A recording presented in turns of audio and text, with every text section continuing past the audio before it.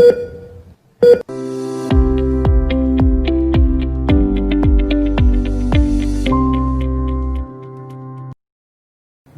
Viewers, मेरा नाम doctor युवराज मूंगा है।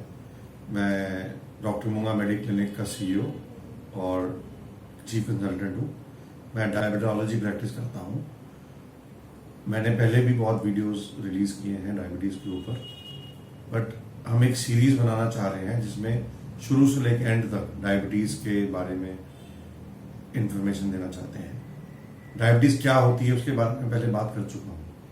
एक बहुत बेसिक चीज़ है कि आम डायबिटिक पेशेंट से शुगर कंट्रोल क्यों नहीं होती। एक मधुमेह, शुगर या डायबिटीज का पेशेंट अपनी शुगर लेवल को मेंटेन क्यों नहीं कर पाता, वो क्या गलतियां करता है। गलतियां उसकी एजुकेशन, उसकी बैकग्राउंड, उठने बैठने, एक्सरसाइज के, डाइट से लिंक है भी और नहीं भी है। बेसिकली क्या 5 या 6 कारण हैं जिससे कोई भी इंसान, यंग, जवान, बूढ़ा, लड़का, लड़की, औरत, मैरिड, अनमैरिड, अपनी डायबिटीज या शुगर के लेवल को क्यों नहीं कंट्रोल कर पाते, उस पर बात करना चाहता हूं। तो उसके ऊपर मैं डायबिटीज की दवाई, डायबिटीज का कौन सा खाना, कौन से हिस्से के बारे में बात नहीं कर रहा, उसके बारे में बाद में बात करूंगा कि कौन सी डाइट खानी चाहिए, कौन सा प्रोटीन खाना चाहिए, कौन सा कार्बोहाइड्रेट खाना चाहिए, नहीं खाना चाहिए।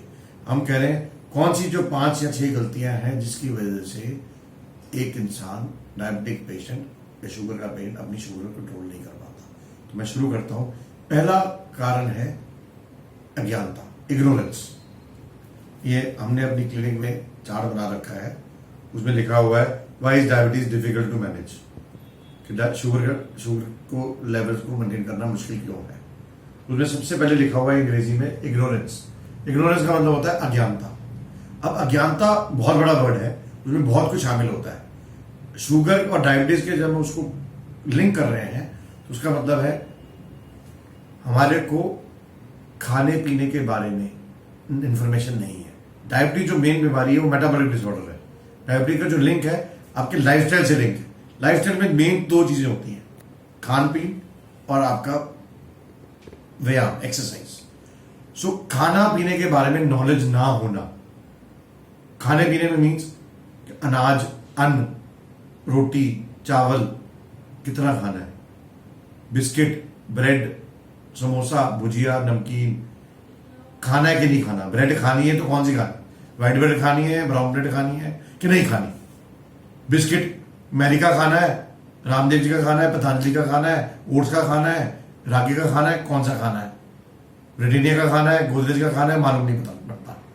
कितने खाने, 1 बिस्कुट खाना है, 2 बिस्कुट खाने हैं, रोटी 2 खानी है, 4 खानी है, व्हाइट राइस खाना है, ब्राउन राइस खाना है, व्यायाम कौन सा करना है, आधा घंटा वर्जिश करनी है कि 1 घंटा करनी है, योगा करना है कि प्राणायाम करना है, वेट लिफ्टिंग करनी है कि रनिंग करनी है, स्विमिंग भी करनी है, साइकिलिंग भी करनी है। तो आदमी कंफ्यूज हो जाता है, कोई भी औरत कंफ्यूज हो जाती है कितनी एक्सरसाइज कर। कोई कहता है मैं 1 घंटा योगा भी करता हूं, मैं डाइट भी ठीक रखता हूं, दवाई भी खाता हूं, तब भी शुगर कंट्रोल नहीं होती मेरी। ये समस्या है। 70 से 80% लोग अपनी डायबिटीज को नॉर्मल लेवल्स में नहीं ला पाते। मतलब कि फास्टिंग, खाली पेट शुगर का लेवल 90, 100, 110 मेंटेन नहीं कर पाते। HbA1c 6.5 नहीं रख पाते। शुगर 150, 200 रहती है, 300 रहती है। क्या कारण है? तो एक बार ने बताया अज्ञानता। अज्ञानता खाने पाने के बारे में, कितना खाना खाना है, कितनी बार खाना है, कितनी रोटी खानी है, कितनी दाल खानी है, कितना चिकन खाना है, कितने अंडे खाने हैं, कितनी दही खानी है, कितनी एक्सरसाइज करनी है। अब 1.25 घंटा भागना है कि आधा घंटा भागना है, वेट ट्रेनिंग करनी है कि नहीं करनी।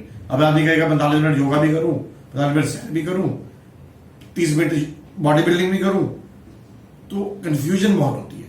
प्लस इतनी सारी इंफॉर्मेशन इंटरनेट में, इतने डाइटिशियन, इतने तरह के डॉक्टर, कोई कुछ बोलता है, कोई कुछ बोलता है, तो आदमी कंफ्यूज रहता है कि दवाई खाऊं कि मैं प्रोडक्ट खाऊं, सप्लीमेंट खाऊं कि ना खाऊं। कंफ्यूजन होती है, नॉलेज नहीं होती। अब कोई आदमी 40 साल का है या कोई लड़की 32 साल की है, कोई बच्चा 26 साल का है, 18 साल का है, कोई डायबिटीज लेके तो पैदा नहीं होता। डायबिटीज की बीमारी हो गई तो उससे जूझना भी है ना, हैंडल भी करना है। होता क्या है, आदमी डायबिटीज किसी को हुई, वो टेस्ट कराए, डॉक्टर पे गया, 2 महीने 3 महीने उसने अपना दवाई खाई, शुगर नॉर्मल आ गई, दवाई छोड़ दी। फिर 6-8 महीने में देखा शुगर 300 बढ़ गई, फिर डॉक्टर पे गए, किसी और डॉक्टर पे पर्चा बदला, दवाई बढ़ गई, टेस्ट ज्यादा बढ़ गए, खर्चा बढ़ गया, फिर 6 महीने साल ध्यान दिया, फिर दवाई छोड़ दी या अपनी डाइटिंग छोड़ दी, खाना पीना छोड़ दिया। पर इसको बैलेंस किया जा सकता है। तो सबसे बड़ा कारण है अज्ञानता। नंबर 2, एक और बड़ा कारण है मानसिक, वो है डिनाइल। मैंने इंग्लिश में लिखा है डिनाइल। डिनाइल का मतलब नकारना, उस इग्नोर करना। डिनाइल मीन्स कि मुझे कुछ है ही नहीं, या जानते हुए भी चीजें भागना। आपको पता है डायबिटीज है, कोई बात नहीं, चलता है एटीट्यूड, कुछ नहीं, देखा जाएगा।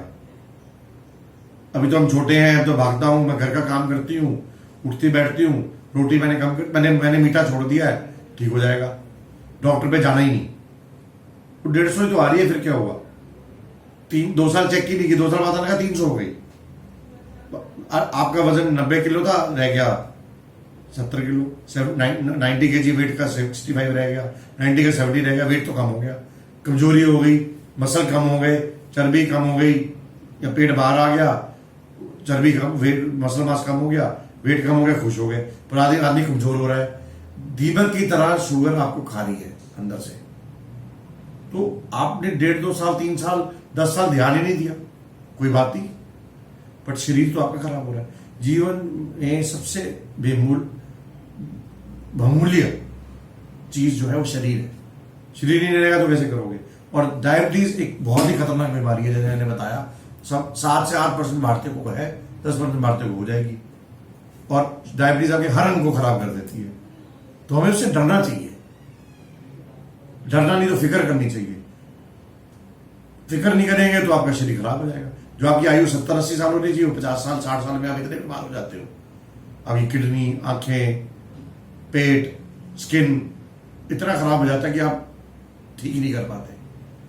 तो एक और तीसरा कारण है डर, फियर, इग्नोरेंस, डिनायल, फियर। तीसरा कारण फियर, डर के मारे आदमी टेस्ट ही नहीं कराता, या औरत।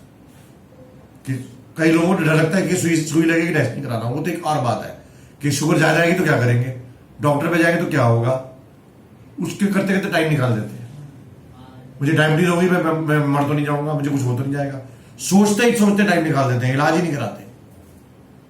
यहां चले गए डायबिटीज के डॉक्टर पे चले गए, मुझे तो इंसुलिन लगेगी, मैं अपने आप कंट्रोल कर लूंगी, अपने आप कर लेंगे, मैं काढ़ा पी लेती हूँ, मैं नीम का, करेले का सूप जूस पी लूंगी, एलोवेरा ले लूंगी, शुगर ठीक नहीं होती, टेस्ट करने नहीं, डॉक्टर पे जाना नहीं, दवाई खानी नहीं। तो आदमी तो बिल्कुल भटक रहा है ना अंधेरे में। तो शुगर तो कंट्रोल नहीं होगी। शुगर आपने चेक ही नहीं की। जो आदमी सुई से डर रहा है चेक करने से, शुगर मालूम नहीं है, तो कैसे चलेगा? डॉक्टर पे गया ही नहीं। एक तो डिनायल हो गया, एक तो हो गया कोई बात नहीं, एक तो वो डर के मारे नहीं जा रहा। ये होता है, डर के मारे भी नहीं जाता, ये सच्चाई है। तो ये मानसिक, मतलब कि आपकी एक बिहेवियरल इशू है, ठीक है। उसके बाद चौथा जो हम बात बोलते हैं कि आदमी अपने डॉक्टर पे गया, उसकी बात ही नहीं मानता, ऑर्डर्स को ना मानना, नॉन कंप्लायंस, अवहेलना करना, बातों की पालना ना करना, आदेश की। डॉक्टर ने बोला ये दवाई दिन में 2 बार खानी है, ये दवाई दिन में 3 बार खानी है, आपने रोटी में 6 नहीं 2 खानी है, आपने दिन में 45 मिनट सैर करनी है, आपने हर 3 महीने में टेस्ट कराने हैं, हफ्ते में 2 बार ब्लड शुगर चेक करना है घर पे अपनी मशीन के साथ, आपको तेल फ्राइड चीजें नहीं खानी है, आपको गुलाब जामुन, रसगुल्ला, केक, पेस्ट्री नहीं खाना है। वो बात ही नहीं मानना, टेस्ट ही नहीं कराना।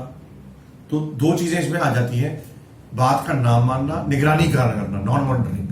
तो चौथा और 5वां पॉइंट है नॉन कंप्लायंस, नॉन मॉनिटरिंग। ये हमने लिखा है इसमें, non monitoring, non compliance, non compliance, non monitoring.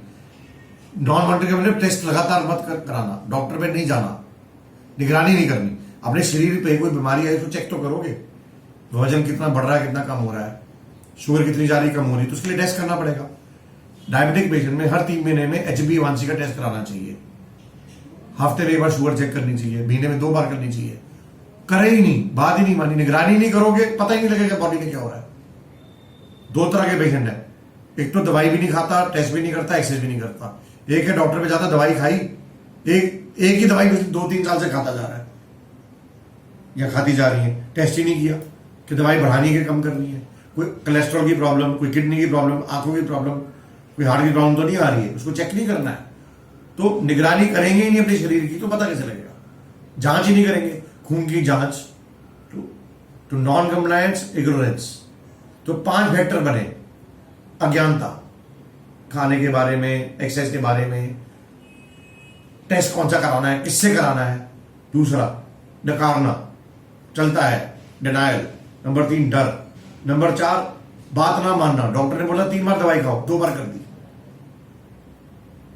दवाई छोड़ दी। सैर करनी थी 1 घंटा, आधा घंटा। खाने में बोला मीठा नहीं खाना, मीठा भी खाना है, पराठे भी खाने हैं, भटूरे भी खाने हैं, तला हुआ भी खाना है। और 5वां जांच ना करानी, डॉक्टर पे ना जाना, लगातार टेस्ट मत कराना। तो इससे क्या है, ये बिल्कुल अनकंट्रोल हो जाता है, जैसे दीमक की तरह पूरा लक्कड़ का दरवाजा, पूरी अलमारी खोखली हो जाती है। 5 साल, 10 साल, 15 साल में आपका पूरा शरीर खोखला हो सकता है इन खानों की वजह से।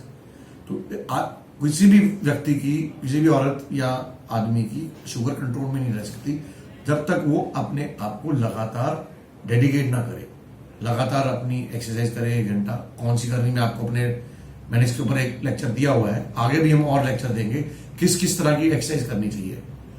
एरोबिक एक्सरसाइज किस तरह से होती है, वेट ट्रेनिंग कैसे होती है, बैलेंसिंग कैसे होती है, खाना पीना कितना खाना चाहिए, कार्बोहाइड्रेट कितना खाना चाहिए, प्रोटीन कौन सा खाना चाहिए, कौन सा नहीं खाना चाहिए। इसमें मैं डिफरेंट लेक्चर दूंगा। डॉक्टर के पास जाना है, कौन से टेस्ट कब कराने हैं, उसका भी हम आपको इंफॉर्मेशन देंगे।